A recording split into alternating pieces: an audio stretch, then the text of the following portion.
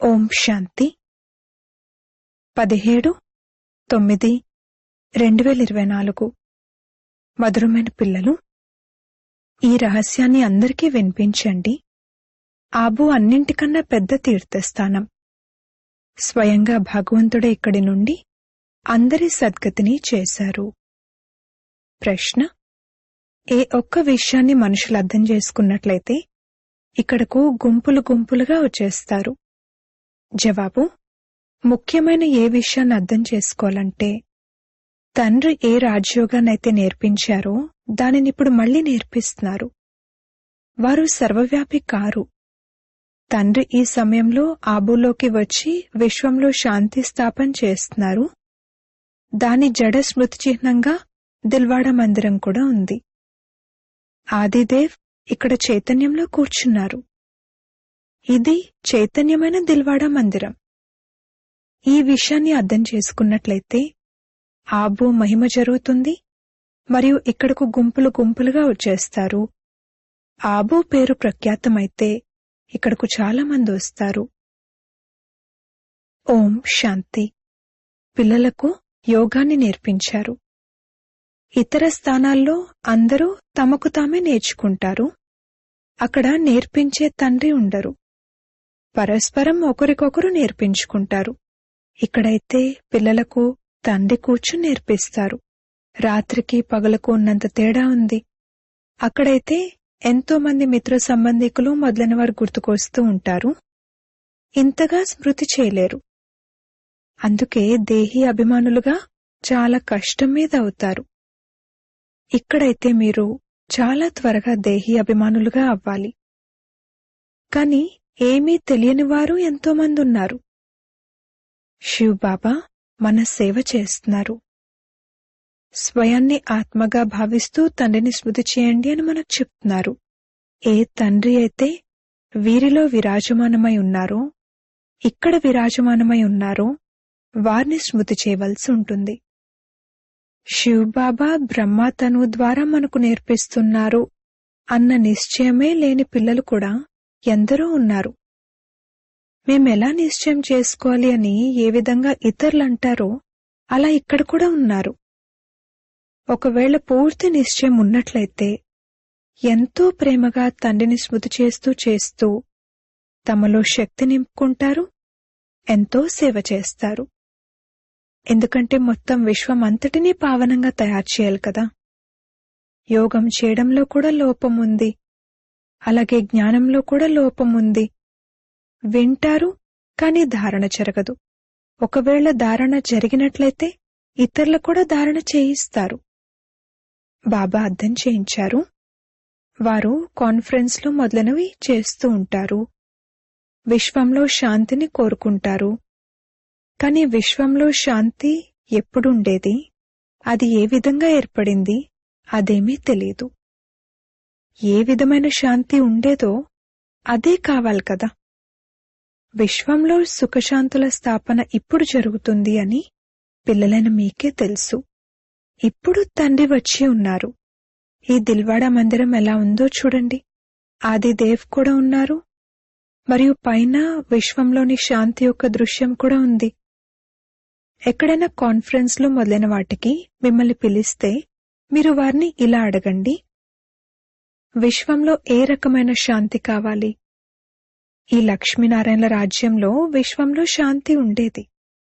దిల్వాడా మందిరంలో ఆ పూర్తి స్మృతి చిహ్నం ఉంది. విశ్వంలోని శాంతి యొక్క శాంపుల్ అయితే కావాలి కదా. లక్ష్మీనారాయణల చిత్రం ద్వారా కూడా అర్థం చేసుకోరు. రాతి బుద్ధి కలవారిగా ఉన్నారు కదా. కావున వారికి ఇలా చెప్పాలి: విశ్వంలో శాంతి యొక్క శాంపుల్ను మేం చెప్పగలము. ఒకటేమో ఈ లక్ష్మీనారాయణలు, అంతేకాక వీరి రాజధానిని కూడా చూడాలనుకుంటే దిల్వాడా మందిరంలోకి వెళ్లి చూడండి. మోడల్నే చూపించటం జరుగుతుంది కదా, దానిని ఆబూకి వెళ్లి చూడండి. స్వయం మందిరాన్ని తయారు చేసిన వారికే తెలీదు. వారే కూర్చుని స్మృతి చిహ్నాన్ని తయారు చేశారు. దానికి దిల్వాడా మందిరం అన్న పేరును పెట్టారు. ఆదిదేవ్ను కూడా కూర్చోబెట్టారు. పైన స్వర్గాన్ని కూడా చూపించారు. ఏ విధంగా ఆ స్మృతి చిహ్నం జడమైనదో అలా మీరు చైతన్యమైన వారు. దీనికి చైతన్య దిల్వాడా మందిరం అన్న పేరును పెట్టొచ్చు. కాని అలా చేస్తే ఎంతమంది గుంపులు గుంపులుగా వచ్చేస్తారో తెలీదు. ఇదేమిటి అని మనుషులు తికమక పడిపోతారు. అర్థం చేయించడానికి ఎంతో కష్టపడాల్సి ఉంటుంది. చాలామంది పిల్లలు కూడా అర్థం చేసుకోరు. భగవంతుని ద్వారం వద్ద కూర్చున్నా, దగ్గరగానే కూర్చున్నా కాని ఏమీ అర్థం చేసుకోరు. ప్రదర్శనలకు అనేక రకాల మనుషులు వెళ్తారు. ఎన్నో మఠాలు మొదలైనవున్నాయి. వైష్ణవ ధర్మం వారు కూడా ఉన్నారు. వైష్ణవ ధర్మం యొక్క అర్థాన్నే అర్థం చేసుకోరు. శ్రీకృష్ణుని రాజ్యాధికారం ఎక్కడుంది అన్నది తెలియనే తెలీదు. శ్రీకృష్ణుని రాజ్యాన్ని కూడా స్వర్గం, వైకుంఠం అని అంటారు. బాబా అన్నారు, మీకు ఎక్కడికి ఆహ్వానం లభిస్తే మీరక్కడకు వెళ్లి ఇలా అర్థం చేయించండి. విశ్వంలో శాంతి ఎప్పుడుండేది? ఈ ఆబు అన్నింటికన్నా ఉన్నతోన్నతమైన తీర్థస్థానం. ఎందుకంటే ఇక్కడ తండ్రి విశ్వానికి సద్గతినిస్తున్నారు. ఆబు పర్వతంపై ఆ శాంపుల్ను చూడాలనుకుంటే వెళ్లి దిల్వాడా మందిరాన్ని చూడండి. విశ్వంలో శాంతిని ఎలా స్థాపించారు అన్న శాంపుల్ అక్కడుంది. ఇది విని వారెంతో సంతోషిస్తారు. జైన ధర్మం వారు కూడా సంతోషిస్తారు. మీరంటారు, ఈ ప్రజాపిత బ్రహ్మ మా తండ్రి ఆదిదేవ్. మీరు అర్థం చేయిస్తారు, అయినా కూడా అర్థం చేసుకోరు. ఈ బ్రహ్మకుమారిలు ఏం చెప్తున్నారో ఏంటో అని అంటారు. కావున ఇప్పుడు పిల్లలైన మీరు ఆబూను ఎంతో ఉన్నతంగా మహిమ చేసి అర్థం చేయించాలి. ఆబు అతిపెద్ద తీర్థస్థానం. ఆబు పర్వతం అతిపెద్ద తీర్థస్థానం. ఎందుకంటే పరంపిత పరమాత్మ ఆబులోకి వచ్చి స్వర్గస్థాపన చేశారు అని మీరు బాంబేలో కూడా అర్థం చేయించొచ్చు. వారు ఏ విధంగా స్వర్గాన్ని రచించారు, ఆ స్వర్గం మరియు ఆదిదేవ్ యొక్క మోడల్ మొదలైనవన్నీ ఆబులో ఉన్నాయి. దానిని మనుషులెవరూ అర్థం చేసుకోరు. మాకిప్పుడు తెలుసు, మీకు తెలీదు, కావుననే మేం మీకు అర్థం చేయిస్తాము. ముందైతే మీరు వారిని ఇలా అడగండి, విశ్వంలో ఎటువంటి శాంతిని కోరుకుంటున్నారు? దాన్ని ఎప్పుడైనా చూశారా? విశ్వంలో శాంతి అయితే ఈ లక్ష్మీనారాయణల రాజ్యంలో ఉండేది. ఒకే ఆది సనాతన దేవీదేవత ధర్మం ఉండేది. వీరి వంశం యొక్క రాజ్యం ఉండేది. మీరొచ్చినట్లయితే వీరి రాజధాని యొక్క మోడల్ను ఆబులో మీకు చూపిస్తాము. ఇది ఉన్నదే పాత పతిత ప్రపంచం. దీనిని కొత్త ప్రపంచం అనైతే అనం కదా. కొత్త ప్రపంచం యొక్క మోడల్ అయితే ఇక్కడుంది. కొత్త ప్రపంచం ఇప్పుడు స్థాపన అవుతోంది. మీకు తెలుసు కావుననే మీరు తెలియజేస్తున్నారు. ఇది అందరికీ తెలీదు, కావున తెలియజేయరు కూడా, అలాగే అర్థమవ్వదు కూడా. వాస్తవానికి విషయం చాలా సహజమైనది. పైన స్వర్గ రాజధాని ఉంది, కింద ఆదిదేవ్ కూర్చున్నారు.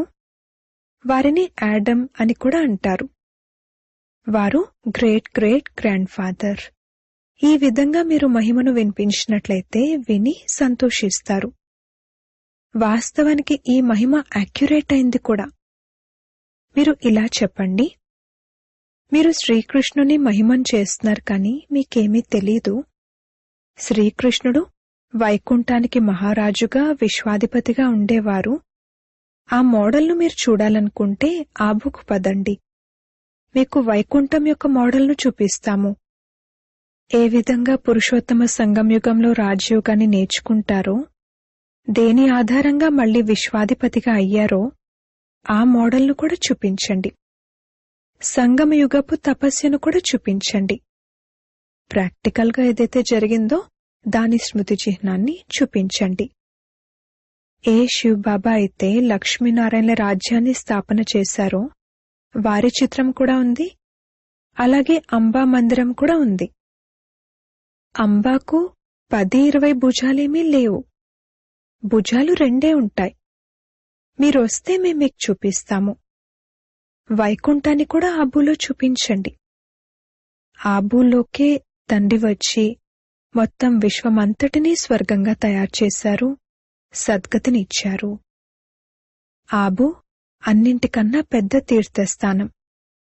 అన్ని ధర్మాల వారి సద్గతిని చేసేవారు ఒక్క తండ్రే. మీరొచ్చినట్లయితే వారి స్మృతి చిహ్నాన్ని ఆబూలో చూపిస్తాము. ఆబూను మీరు ఎంతగానో మహిమ చేయొచ్చు. మీకు అన్ని స్మృతి చిహ్నాలను చూపిస్తాము. క్రిస్టియన్లు కూడా ప్రాచీన భారత్ యొక్క రాజయోగాన్ని ఎవరు నేర్పించారు, అసలదేమిటి అని తెలుసుకోవాలనుకుంటారు. మీరు చెప్పండి, పదండి, మేం ఆబూలో చూపిస్తాము. పైకప్పు పైన వైకుంఠాన్ని కూడా పూర్తిగా యాక్యురేట్గా తయారుచేశారు. మీరలా తయారు చేయలేరు. కావున దీనిని బాగా తెలియచేయాలి. టూరిస్టులు కూడా అటు ఇటు తిరుగుతూ ఉంటారు. వారు కూడా వచ్చి అర్థం చేసుకోవాలి. మీ ఆబూ పేరు ప్రఖ్యాతమైపోతే ఎంతోమంది వస్తారు. ఆబూ ఎంతగానో ప్రసిద్ధమైపోతుంది. విశ్వంలో శాంతి ఎలా ఏర్పడగలదు అని ఎవరైనా అడిగితే, సమ్మేళనాలు మొదలైన వాటికి ఆహ్వానాన్నిస్తే మీరు ఇలా అడగాలి, విశ్వంలో శాంతి ఎప్పుడుండేదో మీకు తెలుసా? విశ్వంలో శాంతి ఎలా ఉండేది? పదండి, మేం మీకు అర్థం చేయిస్తాము. మోడల్స్ మొదలైనవన్నీ చూపిస్తాము. ఇటువంటి మోడల్ ఇంకెక్కడా లేదు. ఆబూయే అన్నింటికన్నా అతిపెద్ద ఉన్నతోన్నతమైన తీర్థస్థానం. అందులోకే తండ్రి వచ్చి విశ్వంలో శాంతిని స్థాపించారు, సర్వుల సద్గతిని చేశారు. ఈ విషయాల గురించి ఇంకెవరికీ తెలియదు. మీలో కూడా నంబర్వారుగా ఉన్నారు. గొప్ప మహారథులు, మ్యూజియంలు మొదలైన వాటిని సంభాళించేవారు ఉన్నారు. కాని సరైన రీతిలో ఎవరికైనా అర్థం చేయిస్తున్నారా లేదా అన్నది బాబా చూస్తారు కదా. బాబాకన్నీ అర్థమవుతాయి. ఎవరెక్కడున్నా వారి గురించి అర్థమవుతుంది. ఎవరెవరు పురుషార్థం చేస్తున్నారో, ఏ పదవిని పొందుతారో తెలుసు. ఈ సమయంలో ఒకవేళ మరణించినట్లయితే ఏ పదవిని పొందలేరు అని కూడా తెలుసు. స్మృతియాత్ర కొరకు కావాల్సిన పురుషార్థం గురించి వారు అర్థం చేసుకోలేరు. తండ్రి ప్రతిరోజు కొత్త విషయాలను అర్థం చేయిస్తారు. ఇలా అర్థం చేయించి వారిని తీసుకురండి. ఇక్కడైతే ఈ స్మృతి చిహ్నం నిలిచే ఉంటుంది. తండ్రి అంటారు, నేను కూడా ఇక్కడున్నాను, ఆదిదేవ్ కూడా ఇక్కడున్నారు, అలాగే వైకుంఠం కూడా ఇక్కడుంది. ఆబూ మహిమ ఎంతో ఉన్నతంగా అయిపోతుంది. ఆబూ ఎలా అయిపోతుందో తెలీదు. ఉదాహరణకు చూడండి, కురుక్షేత్రాన్ని బాగు చేయడానికి కోట్లాది రూపాయలు ఖర్చు పెడుతూ ఉంటారు. ఎంతమంది మనుషులు అక్కడకు వెళ్లి గుమికూడతారు. అక్కడ ఎంత దుర్గంధం, మురికి తయారవుతుందో ఇక చెప్పడానికి వీల్లేదు. ఎంత పెద్ద గుంపు ఏర్పడుతుంది. భజన మండలి వారి బస్సు ఒకటి మునిగిపోయిందని సమాచారం వచ్చింది. ఇవన్నీ దుఃఖాలే కదా. అకాల మృత్యులు జరుగుతూ ఉంటాయి. అక్కడైతే ఇటువంటి విషయాలేవీ ఉండవు. ఈ విషయాలన్నింటినీ మీరు అర్థం చేయించొచ్చు. మాట్లాడేవారు చాలా వివేకవంతులై ఉండాలి. తండ్రి జ్ఞానాన్ని పంప్ చేస్తున్నారు, బుద్ధిలో కూర్చోబెడుతున్నారు. ప్రపంచం ఈ విషయాలను అర్థం చేసుకోదు. కొత్త ప్రపంచంలో విహరించడానికి వెళ్తున్నాము అని వారు భావిస్తారు. తండ్రి అంటారు, ఈ ప్రపంచం ఇప్పుడు పాతబడిపోయింది, ఇదిక వెళ్లిపోనున్నది. వారైతే ఇంకా 40,000 సంవత్సరాలున్నాయనంటారు. మీరంటారు, మొత్తం కల్పమే 5,000 సంవత్సరాలుంటుంది. పాత ప్రపంచపు మృత్యువైతే ఎదురుగా నిలబడి ఉంది. దీనిని ఘోర అంధకారం అంటారు. కుంభకర్ణుని నిద్రలో నిద్రిస్తున్నారు. కుంభకర్ణుడు అర్ధకల్పం నిద్రపోయేవాడు, అర్ధకల్పం మేల్కొని ఉండేవాడు. మీరు కుంభకర్ణులుగా ఉండేవారు. ఈ ఆట చాలా అద్భుతమైనది. ఈ విషయాలను అందరూ అర్థం చేసుకోలేరు. కొందరైతే ఏదో భావనలోకి వచ్చేస్తారు. వీరందరూ వెళ్తున్నారు అని విని వారు బయలుదేరుతారు. వారికేం చెప్తారంటే, మేము శివబాబా వద్దకు వెళ్తున్నాము, శివబాబా స్వర్గస్థాపన చేస్తున్నారు, ఆ అనంతమైన తండ్రిని స్మృతి చేయడం ద్వారా అనంతమైన వారసత్వం లభిస్తుంది. అంతే. అది విని వారు కూడా, శివబాబా, మేం మీ పిల్లలము, మీ నుండి వారసత్వాన్ని తప్పకుండా తీసుకుంటాము అని అనేస్తారు. అంతే. ఇక దానితో వారి నావ తీరానికి చేరుకుంటుంది. భావనకు ఎంతటి ఫలం లభిస్తుందో చూడండి. భక్తి మార్గంలో అల్పకాలికమైన సుఖముంది. అనంతమైన తండ్రి ద్వారా అనంతమైన వారసత్వం లభిస్తుందని ఇక్కడ పిల్లలైన మీకు తెలుసు. అక్కడైతే కేవలం భావనకు అల్పకాలికమైన సుఖం ఫలంగా లభిస్తుంది. ఇక్కడైతే మీకు 21 జన్మల కొరకు భావనకు ఫలం లభిస్తుంది. ఇకపోతే ఈ సాక్షాత్కారాలు మొదలైన వాటిలో ఏమీ లేదు. కొందరు మాకు సాక్షాత్కారం కలగాలి అని అంటారు. అప్పుడు వీరేం అర్థం చేసుకోలేదు అని బాబాకు అర్థమైపోతుంది. సాక్షాత్కారం కావాలనుకుంటే వెళ్లి నవవిధ భక్తిని చేయండి. దానివల్ల ఏమీ లభించదు. మహా అయితే మరుసటి జన్మలో మంచిగా అవుతారు. మంచి భక్తులై ఉన్నట్లయితే మంచి జన్మ లభిస్తుంది. ఇక్కడైతే విషయమే అతీతమైనది. ఈ పాత ప్రపంచం మారుతోంది. తండ్రి ఉన్నదే ప్రపంచాన్ని మార్చేవారిగా. స్మృతి చిహ్నం ఉంది కదా. ఇది చాలా పాత మందిరం. ఏవైనా విరిగిపోతే వాటికి మరమ్మతులు చేయిస్తూ ఉంటారు. కాని ఆ శోభ అయితే తక్కువైపోతుంది. ఇవన్నీ వినాశీ వస్తువులు. తండ్రి అర్థం చేయిస్తున్నారు. పిల్లలు, ఒకటేమో మీ కళ్యాణం కొరకు స్వయాన్ని ఆత్మగా భావిస్తూ తండ్రిని స్మృతి చేయండి. అప్పుడు వికర్మలు వినాశనమవుతాయి. ఇది చదువుకు సంబంధించిన విషయం. ఇకపోతే మధురాలో మధుబన్, కుంజగలి, ఇవి మధురా నగరంలోని స్థానాలు. వీటికి సంబంధించి ఏవైతే కథలు తయారు చేశారో వాస్తవానికి అవేవీ లేవు. అలాగే గోపగోపికల ఆట కూడా లేదు. ఇది అర్థం చేయించడానికి ఎంతో కష్టపడాల్సి ఉంటుంది. ఒక్కొక్క పాయింట్ను కూర్చుని బాగా అర్థం చేయించండి. కాన్ఫరెన్స్లు మొదలైన వాటిలో కూడా యోగం కలవారు కావాలి. ఖడ్గంలో పదును లేకపోతే ఎవరికీ బాణం తగలదు. అందుకే తండ్రి కూడా అంటారు, ఇప్పుడింకా ఆలస్యం ఉంది. పరమాత్మ సర్వవ్యాపి కాదు అని ఇప్పుడే అంగీకరించినట్లయితే ఎంతో మంది గుంపులు గుంపులుగా వచ్చేస్తారు. కాని ఇప్పుడింకా సమయం కాలేదు. ఒక విషయాన్ని ముఖ్యంగా అర్థం చేసుకోవాలి.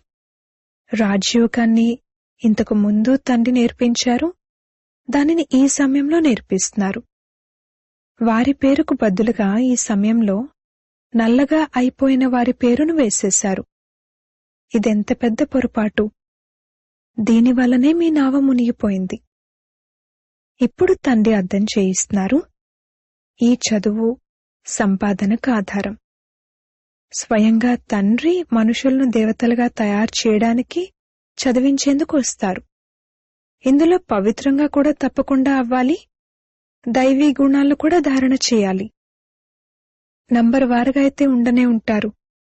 సెంటర్లు ఏవైతే ఉన్నాయో అవన్నీ నంబర్ వారుగా ఉన్నాయి. ఈ రాజధాని అంతా స్థాపన అవుతుంది. ఇది సామాన్యమైన విషయమేమీ కాదు.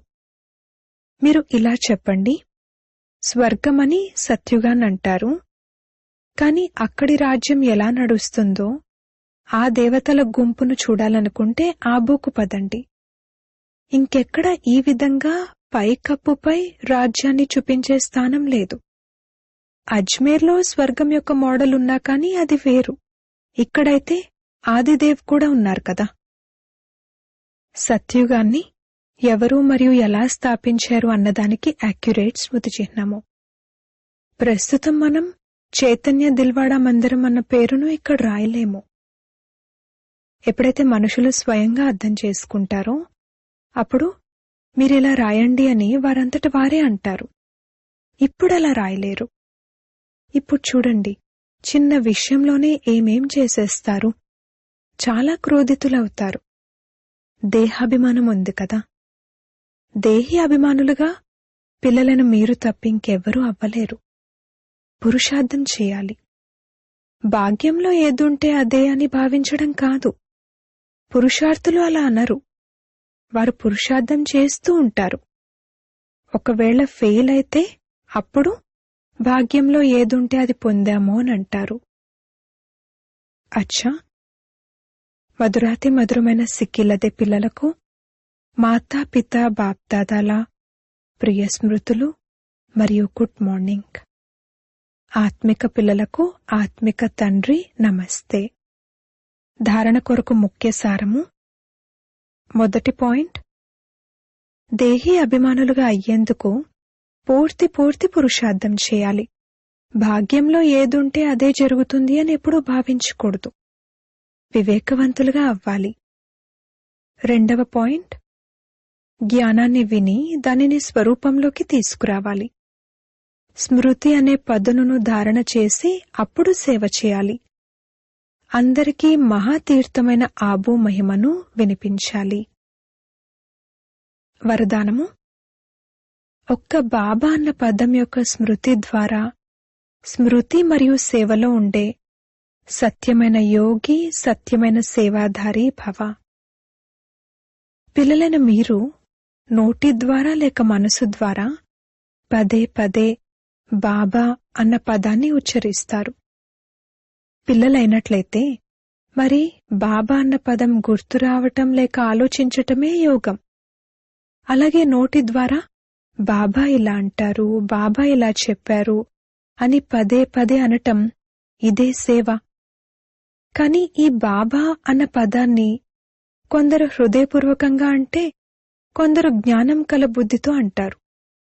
ఎవరైతే హృదయపూర్వకంగా అంటారో వారికి హృదయంలో ప్రత్యక్ష ప్రాప్తి అయిన సంతోషం మరియు శక్తి లభిస్తాయి. బుద్ధితో అనేవారికి చెప్పే సమయంలో సంతోషం ఉంటుంది, కానీ సదాకాలం ఉండదు. బుద్ధితో అనేవారికి అనే సమయంలో సంతోషం ఉంటుంది, కానీ సదాకాలం ఉండదు. స్లోగన్: పరమాత్మ రూపీ దీపంపై బలిహారమయ్యేవారే సత్యమైన దీపపు పురుగులు. ఓం శాంతి.